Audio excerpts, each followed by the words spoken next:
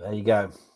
Good morning, good afternoon, good evening, good night, whatever time zone you're in. Welcome to this 20 in 20. My name is Paul Farrell. I'm a Google Innovator, Google Trainer. I'm the Consultancy and Training Manager for a company called Seed Learning, who work with schools and colleges here in the UK and the EMEA region. I'll share this slide deck with you all afterwards, just so that you've got reference to any that you aren't aware of. But that's kind of a rough list of what I'm going to try and cover in my 20 minutes now, if at all possible. I'll do the very best that I can. I hope that I do. I've deliberately put arts and culture at the end because everyone knows how much I love that, those that know me, to give me an incentive to get through these quickly. Okay, first one, Gmail to calendar. In the past, before I discovered this, a couple of years ago, I suppose, yeah, I'd be in conversation with a customer, with a school or college, trying to agree a time to have a meeting. As soon as I agreed that time, I would then go to my calendar, create a calendar item, add the guests in, put the time in, put the title in, and all those kinds of things. And then I discovered that in the three dots in the Gmail, you can see in the GIF it's going on there, that there's a create event. So once I'm at the end of that conversation about when we're going to meet, I can click the three dots, click create event, and it will create a Google event in my calendar. It adds any guests in the email thread in it, and it adds a mail text in description at the top. So I've got some of that text already done. So I've just got to edit the time, and it just saves me a little bit. It's not going to save me hours. It's a fractional gain. So I look to that as a plus, because of all those fractional gains add up to something significant. Bonus tip here whilst we're there is what I also do is in my Gmail is I've just finished writing an email. Rather than leave my keyboard and go to my mouse, because that takes more time, I use the tab enter keyboard shortcut to go to, because tab jumps to the send button, and then enter activates the send button. So once I'm happy I've sent the email, I don't go to my mouse, I go tab enter, and that jumps straight and sends the email straight away. So that's my first one. Anyone bothering to count? I use this only occasionally, but I do think it's kind of quite useful, and I'm going to demonstrate this. So here I am in my document. Let me just very quickly find an image and put it in there. Do a search for penguins. Can't spell penguins. Yeah. Oh, I missed the digital triple click. Sorry, there we go. Oh, there we go. That's not good. I need this time. There we go. It's done it. Has it done it? Yeah. Come on, there we go. So I've got an image in my document. Yeah, I might be that in the particular document I've got, I want a number of those images, and I want to put them into a slide deck, for example. Come on, load. So instead of copying and pasting them all again, I'm doing a search in demo slides because I know what the images are. I right click on the image and I go save to keep, and the image drops it into the Google Keep on the right hand side here. So I've got it there ready to go. It's going slow. Come on. I'm going to give it a title so I can search for it in case it doesn't appear at the top. So I've now got that document there. I'm going to hope that it eventually draws by the time I get back to here. So when I go into here, I'm going to my Google Keep, and I do a search in here for penguins.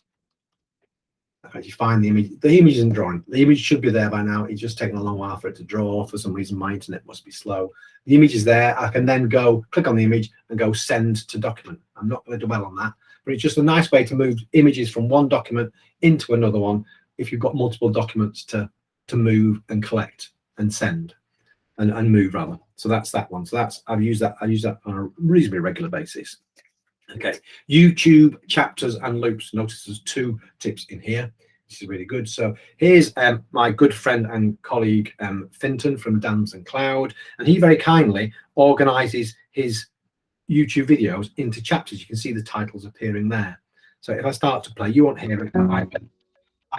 Hi everybody, Finton here from Dance and Cloud, and use the Google partner over going direct. Oh, why is it better to choose a Google partner rather than over time? So you can see on the bottom, they have a huge in-depth.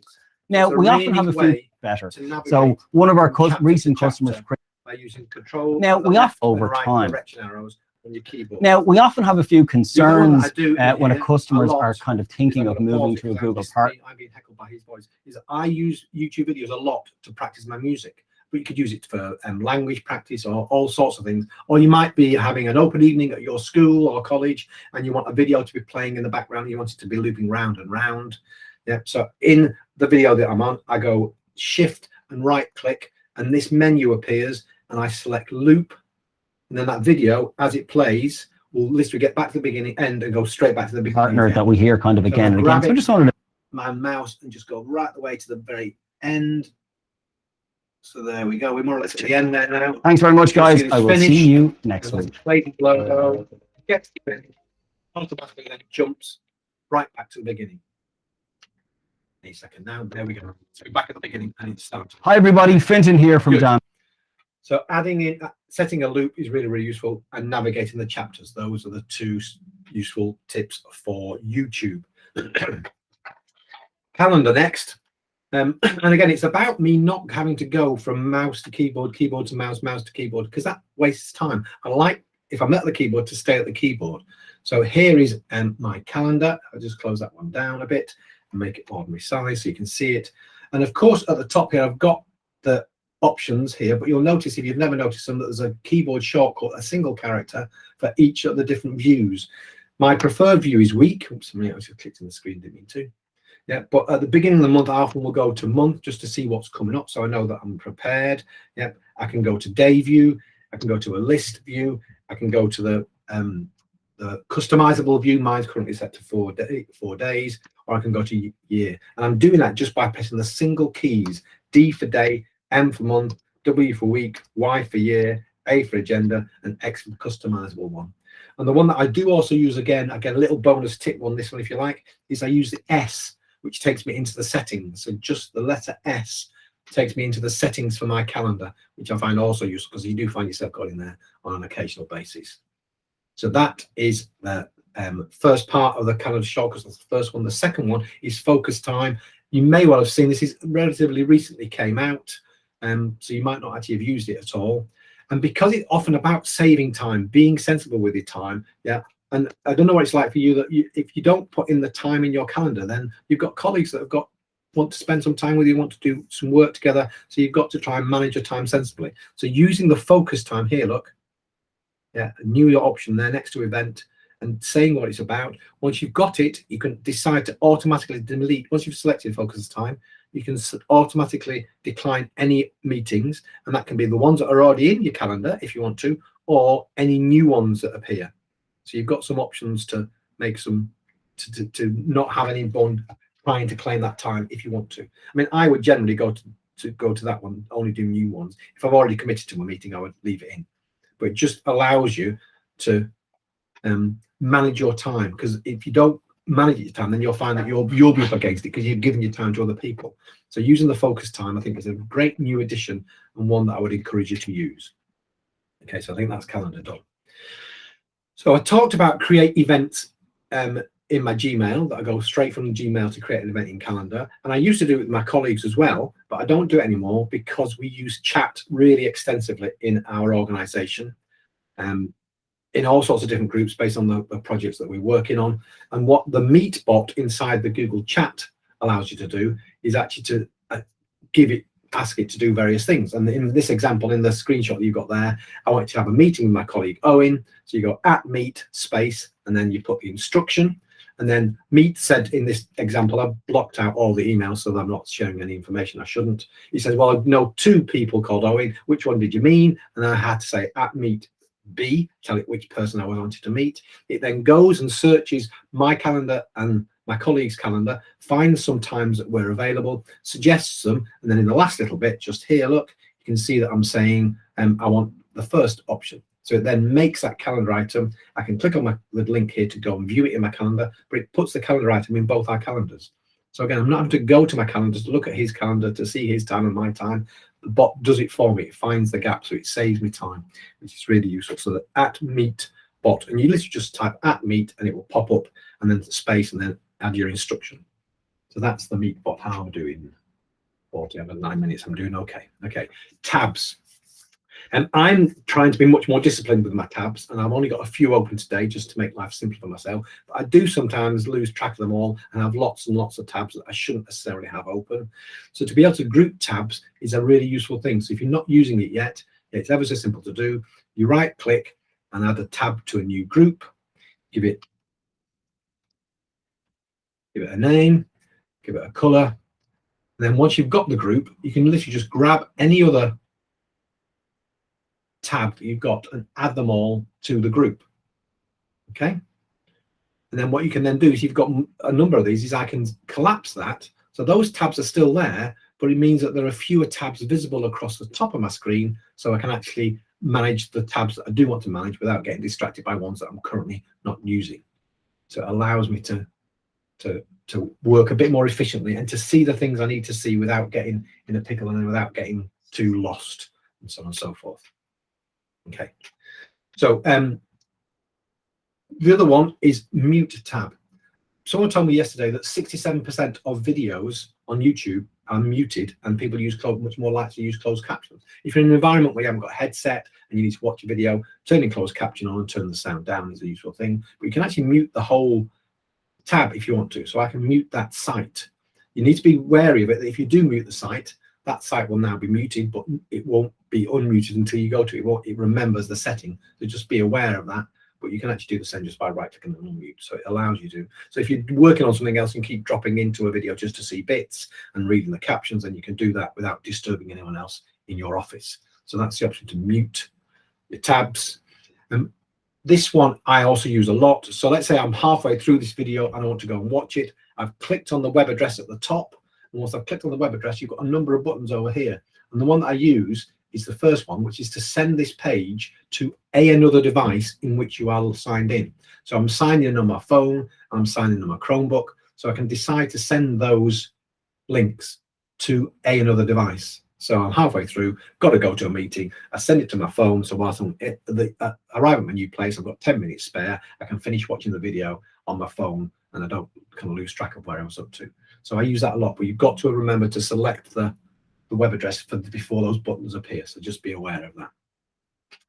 So that's YouTube. Then the last one is pinning tabs. I pin tabs a lot. You can see this first one in the corner is pinned. If I unpin it, you'll see that it spreads out. And if I right click and pin it again, you'll see that it pops back in and it goes small. The advantage for me is that I don't accidentally close it. So that for me is a real plus. If I do accidentally close something, let's just choose something else. So we'll just go to that one. Yeah, there's another keyboard shortcut, another bonus here, which is Control, Shift, and T, and it opens the last tab that you closed. So if you accidentally close a tab, Control, Shift, T will open the last one that you opened. And we're doing 8 minutes. No, yeah, 8 minutes. We're doing fine. We're doing fine. Okay, so that's my tabs. Where's my tabs? Gone down. Okay, I'm going to skip browser shortcuts because I've just done that one and I don't want to do the others. Okay, partial screenshots. Again, I use this a lot. Yeah, we've got the partial screenshot, which is Control and this button up here. Yeah, and that I'm sure you're all very aware of that, but you might not necessarily be aware of the partial screenshot, which is Control, Shift, and that same button. Place goes grey, and then you can draw over the bit that you want to copy, and then there's a capture button in the middle, and it just captures that part of the screen rather than capturing all of them. Okay, so Control, Shift, and T is one I use a lot just to save me cropping the image afterwards. Because we're doing okay. Chips. Let me just get rid of the picture, it's still not drawing. Chips I use a lot now in lots of my documents. And you've got 3 different types of chips, and you use the chips by starting to type the person's name. If we do people as a first example, there's my colleague and boss. Yeah, I put him in there, and it adds it as a little chip, as a little kind of smart thing. Yeah, with a person's name, it tells you, doesn't it? They're not shared in the documents, and you want to share them, so you would go and do the sharing permission, so it prompt you, which is great. The other one is you can do it as a document, and again, rather than it being the web address, actually it basically creates a little hyperlink with a nice little image. And then the last one is if you copy and paste in a YouTube video address, for example, like that. Where's the document? Yeah, it will do the same. And once the web address is in there, you will get this little pop-up reminding you that you want to turn it into a nice little chip so it looks a bit nicer. You click yes, and it gives you the name of the video, but that's now a clickable link that will take you to that place. It's a really handy way to present them on the screen for students, for them to get to, and nice and easy and quick. So those are the chips. I'm stuck to time. I'm hoping that's not a question, because I'm a bit stuck for time, so I need to keep going. Charts in Docs. I'm going to do this quickly.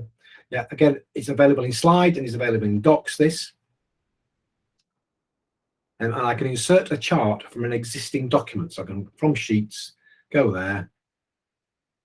It finds the documents I'm working on. Where's my 20 and 20 demo? I've selected that one. There are 2 charts in there, so you can then choose the chart. But look at the bottom right hand corner, you've got a link to spreadsheet there, so there'll be a dynamic link between the 2. So if the chart changes, the chart will also change in the document as well. So that's really, really good. Okay, so I've done that one. Okay, good. I've got 6 minutes because this is my baby. This is my real pet. This is my biggest tip of the day. This is arts in culture. Yeah. Please use it, because we know that if Google decide that not enough people use these things, then they tend to turn them off, which is a great shame. Expeditions was a great loss to us, I think. But people often think that it's all about images of artwork and all of that. And of course it is that, but it's a lot more. So here are some examples of the kinds of things that you can see. First one, Okoth Combo has done a huge amount of work about sign language in Africa, and was a leading light in that, and developed a whole new sign language for Africa, which was fantastic. COP26, so there's stuff in that, so it's very, very current. You're gonna get some really up-to-date stuff in there, which is really, really good. A lot of the 360 videos that were lost to expeditions are now inside Google Arts and Culture, but other things besides. It does things like cuisine, so there's a Spanish one there, so these links are ones you can go and explore for yourself. There's Spanish, I think there's Korean, I think there's Japanese now, there's Portuguese as well as Spanish. I haven't looked for any more, but there's certainly all of those. We never saw such an excitement is actually a link about the first ever female MP here in the UK, which is fantastic. And the bottom one, of course, Black Lives Matter is another current topic, which is there. So it's not just about arts things. Yeah, it's not just about that, but there are a whole lot of sophisticated things that you can do within it. And Google's experiments exist in here as well. Yeah, you've got the option to go and search for them. If I just quickly go through the things you've got, I've got 4 minutes, I'm doing good. You can search by artist. So we go Van Gogh, there we go, and we go and choose a picture. Come on, oh no, that's the wrong one. Let me get in there. Let me go to that picture. I'm going to click on that, not the one at the top. And you can actually zoom in, and you can actually see individual brush strokes, and you can get close enough to tell whether it's a brush stroke or a palette knife stroke. You can actually apparently see some thumbprints in some of the artwork, so you can look in enormous detail about how that particular artist worked, which is fantastic. It's a really useful tool. As well as artists, you can search by art medium, so glass, bronze, gouache, watercolors, oils, whatever you want to search. And you can also search by art movement, so brutalism, pointillism, surrealism, etc., etc., etc. Second section is the historical events, and I've referenced some of those in the links that you've got. So this is both pre kind of photography and post photography. You've also got some Pathé newsreels in there if you want to look at them, so you can see the first man on the moon, Italian campaign, the Western Front. Yeah, and more every single time I go here, the range and the global kind of inclusivity of this range is increasing all the time. It was very US centric when it first started, but it's getting better and better all the time now. So there's the Lebanon crisis there, and so on and so forth. So you've got all the historical events, and each of these is basically a giant web canvas with a whole load of resources. I mean, that's not a particularly large one, so we're going to scoot back to that one. I've got 2 minutes left. We're looking at that. That's good. And then the last one, so we've done historical events, historical places, historical figures. The last one is places. So I'm going to do Scott's Hut in Antarctica. So once you've done your search for where you want to go, you can go inside the Paris Opera. Here's Scott's Hut in Antarctica. If I click on that link, here we are, a 360 view of the hut, which is his base camp in Antarctica.